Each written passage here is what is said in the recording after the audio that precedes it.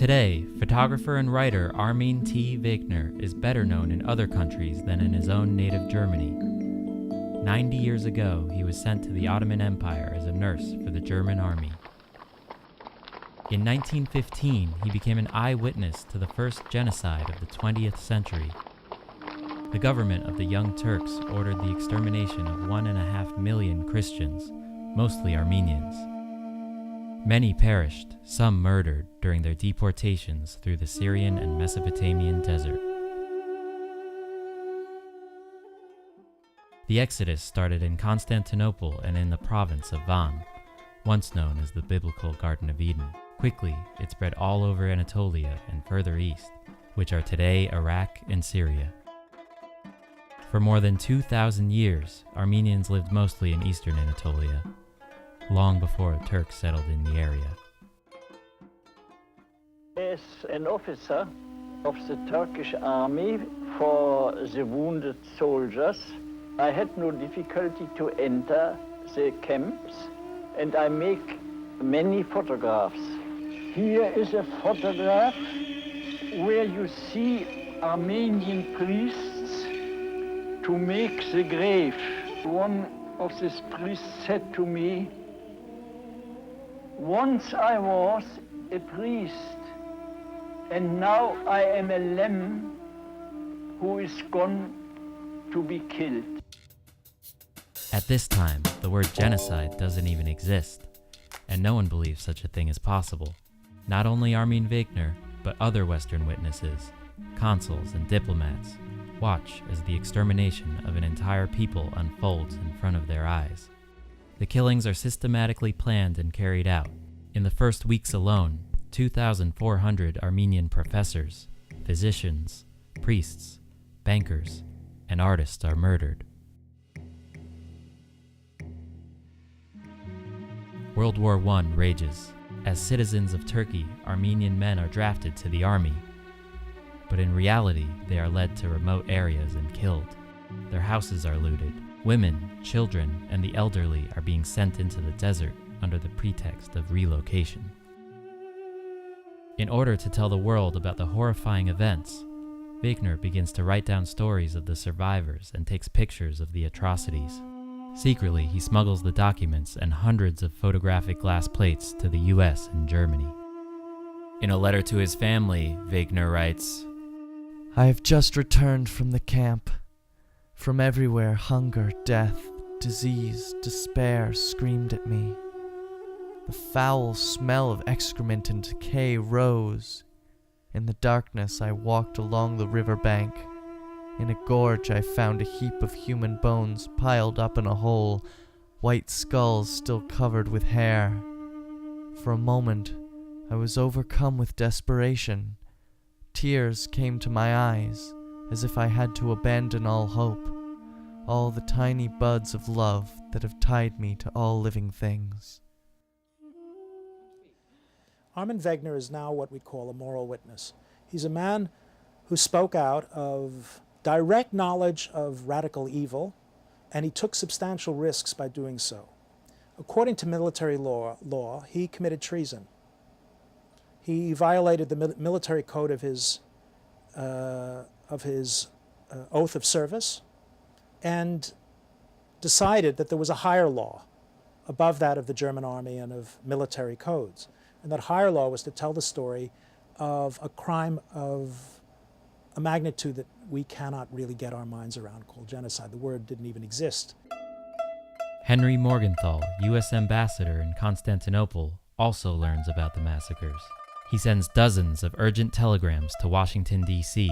in order to let his country and the rest of the world know about the exterminations. The New York Times publishes 145 articles in 1915, but nothing happens.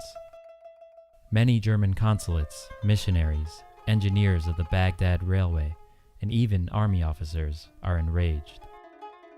Since Germany is an ally of Turkey, the reports are not intercepted, often reaching the foreign ministry in Berlin within hours of the massacres. No one intervenes. In addition to Germany, England, the US, and other Western countries follow their own interests. In wartime Germany, the press is strictly censored. None of Wegner's photographs are published. What he did was to create the possibility of refuting those who would deny that the crime took place. That's why it's so important. It is evidence that something happened, and it's clear that the Turkish triumvirate, the three-man elite that ran the war, were persuaded that they could cover up the crime, which to this day has not been recognized or acknowledged by the Turkish government, even though the Turkish government has nothing to do with the regime that committed the crime. So what Wegner did was to stop genocide deniers from standing up and saying this is all made up out of lies and insinuendo. He made it possible for us to see what had happened in 1915 in Turkey. Today, children and grandchildren of the survivors are spread all over the world in more than 100 countries, but mostly in the US, Canada, and France. Like this family in Boston, they know Wegner's pictures from their history books. The Armenian Museum of America in Watertown, Massachusetts, and many other institutions exhibit his pictures regularly.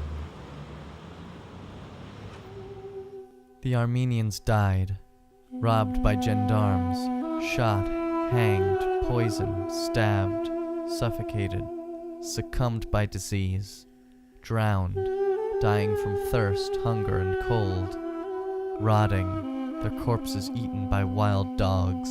Children wept themselves to death, men smashed themselves on the rocks, mothers threw their babies into the wells, pregnant women jumped to their death. They died all the deaths in this world, all the deaths of the centuries. At the same time, Wegner points out repeatedly that he doesn't hold the people of Turkey responsible, stating, "For whose souls are full of goodness," nor Islam, for any religion is honorable, but rather the government of the Young Turks under Talat Pasha. In Constantinople, German officers, discovering one of his letters, arrest him. He is transferred to work at the Cholera wards and later suspended from duty. Of course, he started in Armenia and it continued, and lifelong he gave his work to protecting people who were always being taken advantage of by stronger countries.